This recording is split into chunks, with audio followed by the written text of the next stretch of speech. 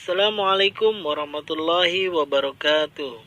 Salam sejahtera, salam sehat untuk kita semua. Jangan lupa selalu menerapkan 3M. Selalu menggunakan masker, mencuci tangan di air yang mengalir menggunakan sabun, dan selalu menjaga jarak. Anak-anakku yang Bapak sayangi, hari ini kita akan belajar bab 10 tentang keselamatan diri dan orang lain di jalan raya. Belakangan ini tingkat kecelakaan jalan raya semakin meningkat. Banyak nyawa terkorban dalam tragedi tersebut. Oleh karena itu, kita haruslah mengambil langkah-langkah untuk mengurangi tingkat kecelakaan di jalan raya. Terkadang kita lupa saat di jalan raya, kecelakaan bisa terjadi bukan hanya atas kelalaian diri sendiri, tetapi juga bisa karena kelalaian orang lain.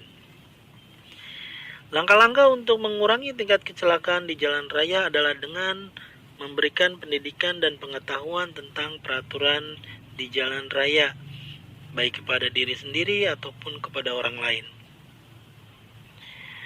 Langkah-langkah keselamatan yang harus diambil ketika berada di jalan raya ini dapat meningkatkan kesadaran siswa tentang pentingnya menjaga keselamatan diri di jalan raya. Di samping itu, kita hendaklah menjadi pengguna jalan raya yang baik, tertib, dan mematuhi peraturan yang ada.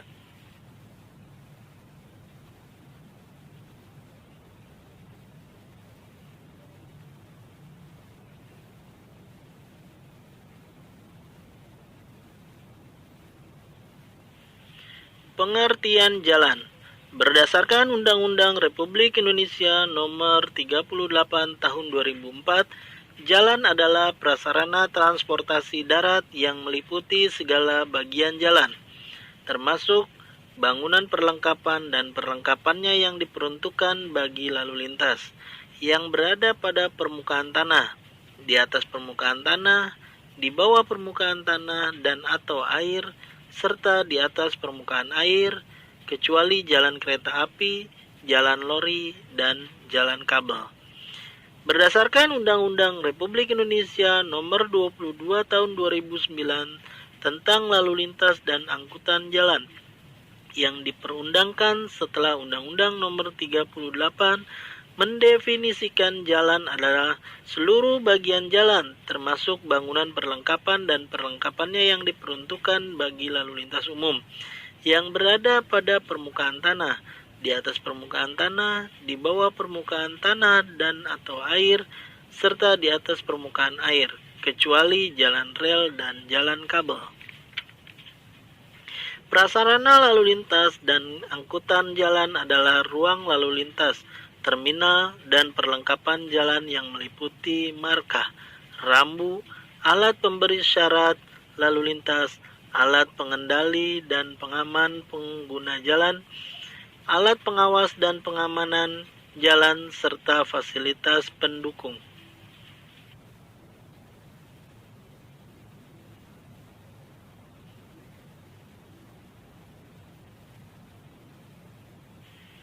Pengertian jalan raya.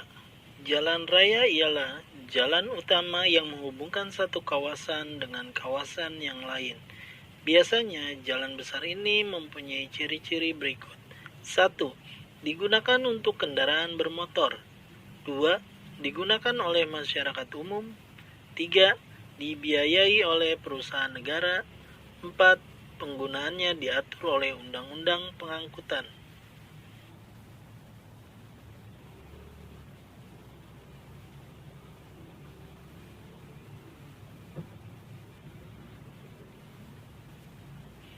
Tiga, jenis aktivitas di jalan raya.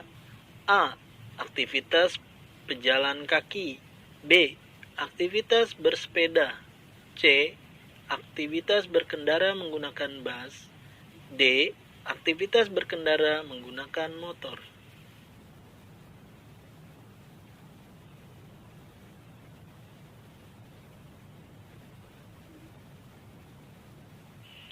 A. Aktivitas pejalan kaki.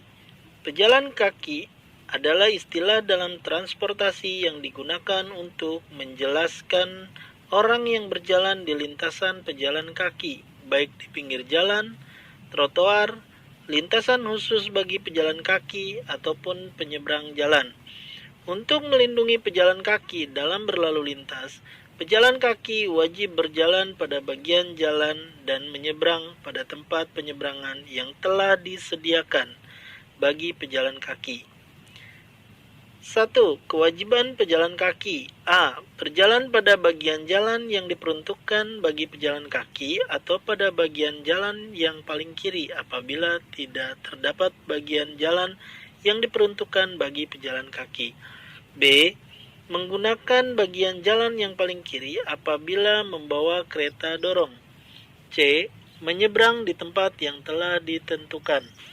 Dalam hal ini, terdapat tempat penyeberangan yang ditentukan pejalan kaki untuk menyeberang di tempat yang dipilihnya dengan memperhatikan keselamatan dan kelancaran lalu lintas. Rombongan pejalan kaki di bawah pimpinan seseorang harus menggunakan lajur paling kiri menurut arah lalu lintas. Pejalan kaki yang merupakan penyandang cacat tunanetra wajib mempergunakan tanda-tanda khusus yang mudah dikenali oleh pemakai jalan lain. 2. Kawasan pejalan kaki. Kawasan pejalan kaki, kawasan yang khusus diperuntukkan bagi pejalan kaki. Kendaraan pribadi dilarang masuk kawasan ini. Di kawasan ini pejalan kaki yang diutamakan. Kawasan ini biasanya dibangun di daerah pertokoan, kawasan wisata. Salah satu contoh di Jakarta adalah di kawasan Pasar Baru.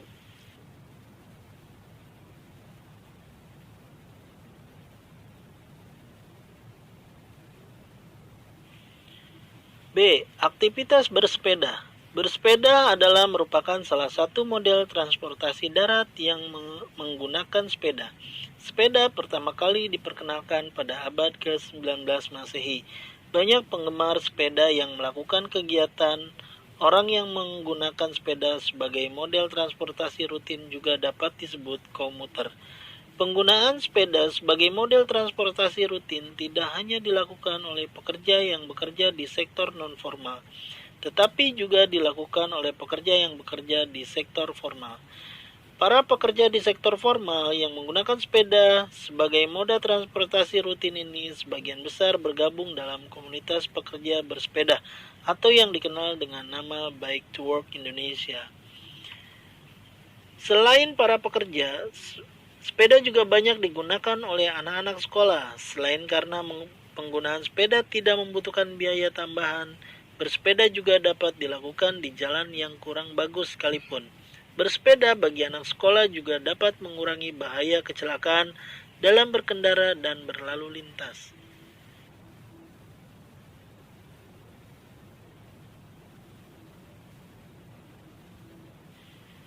C. Aktivitas berkendara menggunakan bus. Bus adalah kendaraan besar beroda, digunakan untuk membawa penumpang dalam jumlah banyak. Istilah bus ini berasal dari bahasa Latin omnibus, yang berarti kendaraan yang berhenti di semua perhentian.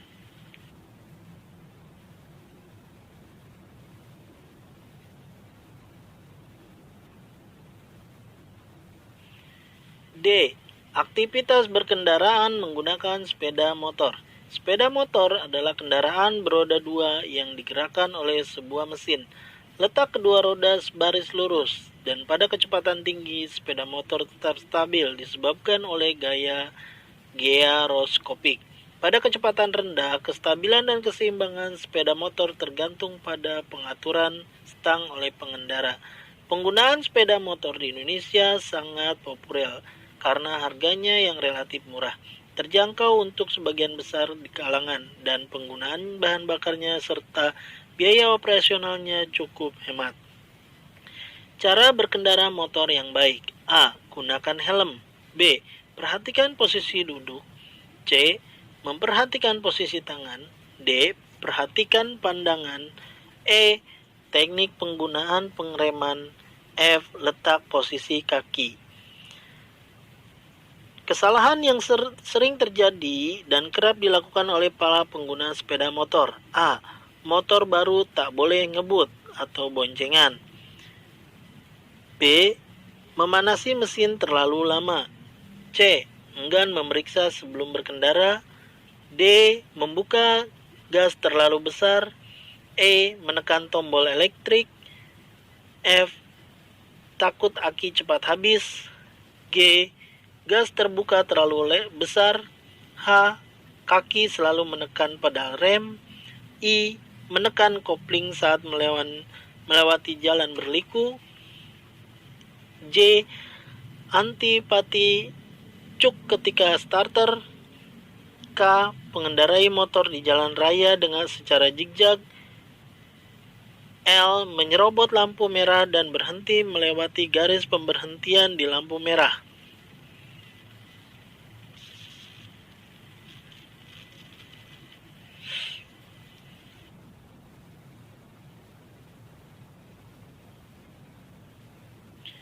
Empat.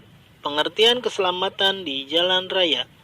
Suatu upaya mengurangi kecelakaan dengan memperhatikan faktor-faktor penyebab kecelakaan seperti prasarana, faktor sekeliling, sarana, manusia, dan rambu atau peraturan.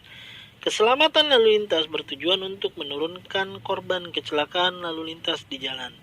Jumlah korban kecelakaan lalu lintas jauh lebih tinggi dari kecelakaan transportasi laut, kereta api, dan udara.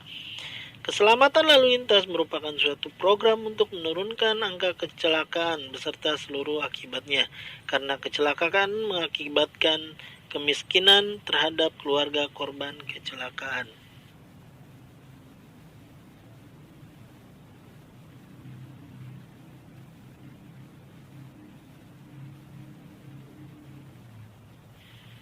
Lima.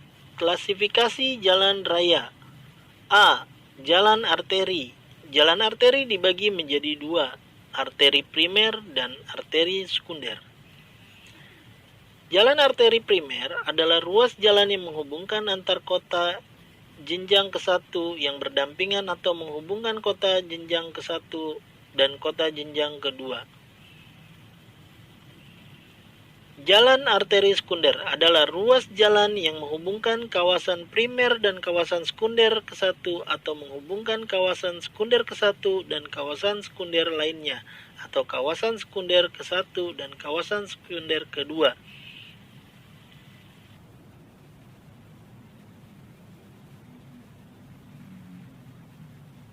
B. Jalan kolektor. Jalan kolektor primer adalah ruas jalan yang menghubungkan antar kota kedua dengan kota jenjang kedua atau kota jenjang ke-1 dengan kota jenjang ketiga. C. Jalan lokal. Jalan lokal primer adalah ruas jalan yang menghubungkan kota jenjang ke-1 dengan persil, kota jenjang kedua dengan persil, kota jenjang ketiga dengan kota jenjang ketiga lainnya, kota jenjang ketiga dengan di bawahnya. D. Jalan lingkungan. Jalan lingkungan adalah merupakan jalan umum yang berfungsi melayani angkutan lingkungan.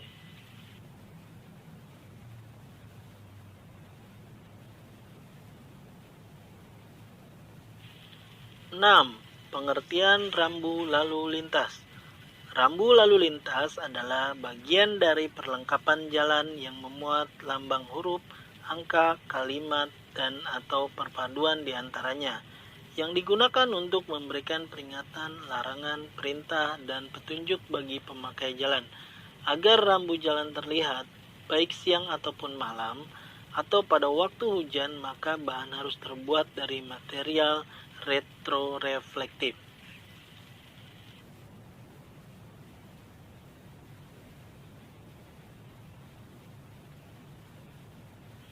1. Rambu peringatan.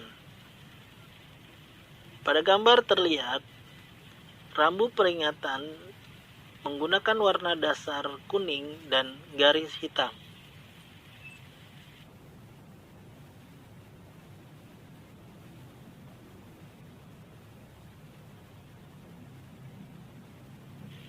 Dua, rambu petunjuk. Rambu yang memberikan petunjuk atau keterangan pada pengemudi atau pemakai jalan lainnya tentang arah yang harus ditempuh atau letak kota yang akan dituju, lengkap dengan nama dan arah letak itu berada.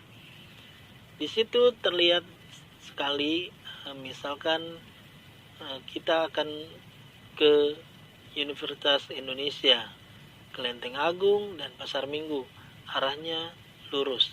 Sedangkan jika kalian akan ke Cisalak, Cimanggis, Cinere atau Jagorawi, itu dipersilakan untuk belok kanan.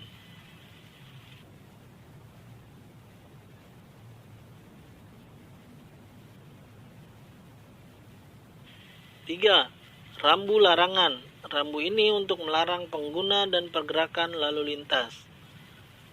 Setiap rambu larangan itu memiliki garis yang berwarna merah atau bulatan yang dicoret.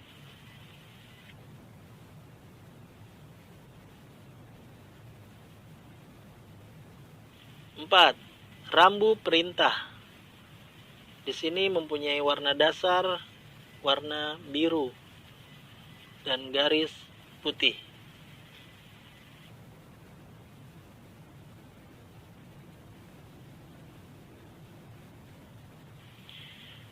7. Pengertian markah jalan.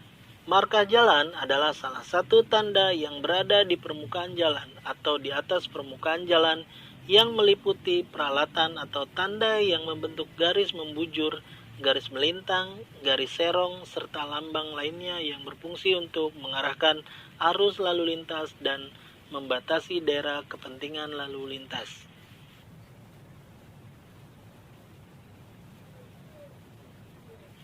1. Markah membujur. Di sini ada garis putus-putus, ada garis panjang terus terputus kemudian kembali garis panjang, ada garis panjang tidak putus, atau ada garis panjang di bersamaan dengan garis putus, dan dua garis yang bersamaan tidak terputus.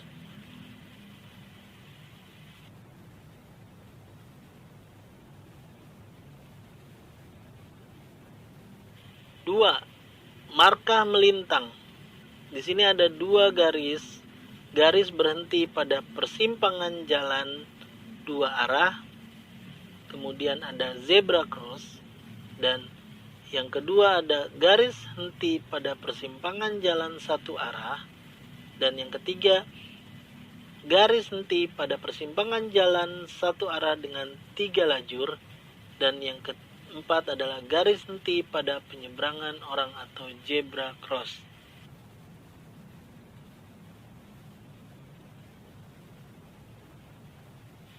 3. Markah serong.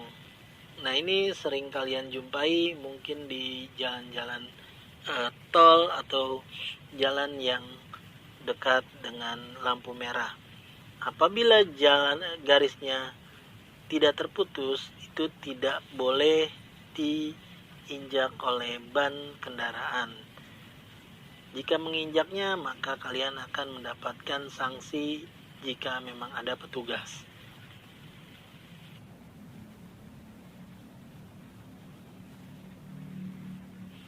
4. Markah lambang.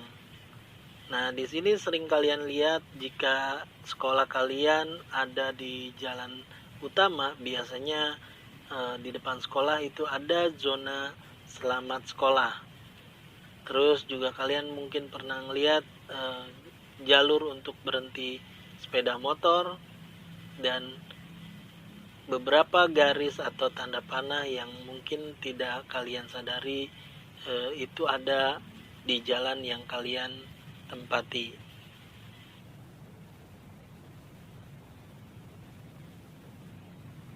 8. Berkendara dengan mobil.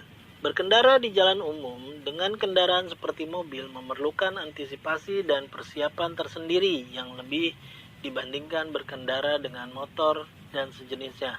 Sekalipun mobil telah mendapatkan perawatan rutin hingga memiliki mesin, ban, serta sistem pengereman yang baik, bukan berarti kita telah cukup dalam mempersiapkan diri untuk terhindar dari bahaya di jalan raya. Berkendara dengan mobil ini harus memiliki konsentrasi yang lebih juga. Karena apa? Karena berkendara menggunakan sistem gas yang tidak bisa kita atur, sehingga kita memerlukan konsentrasi yang lebih banyak.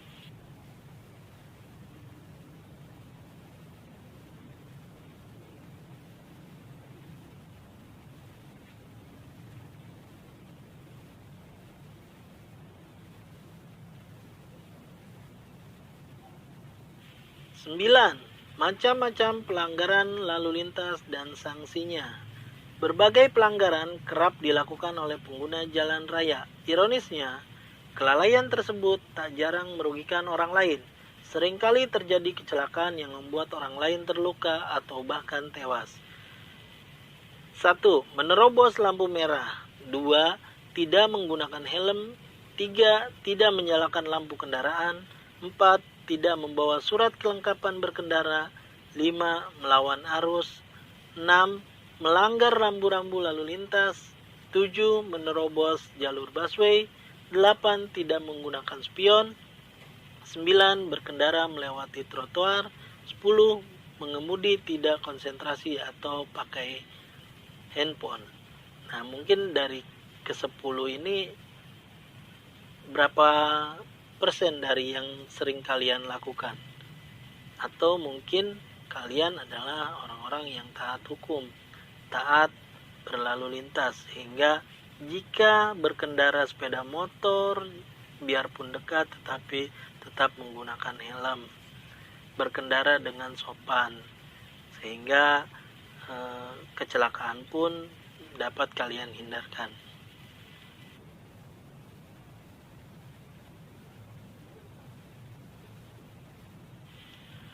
Anak-anakku yang Bapak sayangi, inilah materi yang Bapak sampaikan hari ini.